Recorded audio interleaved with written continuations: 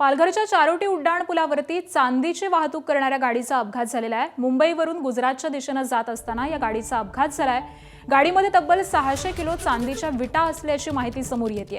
तर जवळपास 17,66,00,000 इतक्या किमतीचा माल हा गाडीत असल्याची माहिती सध्या समोर येते।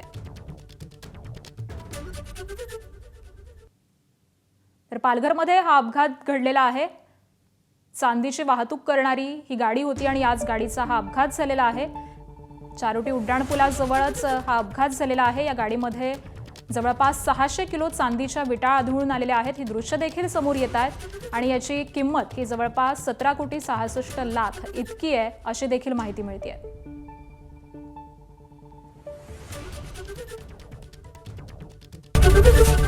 एबीपी माझा, उघडा डोळे बघा नीट।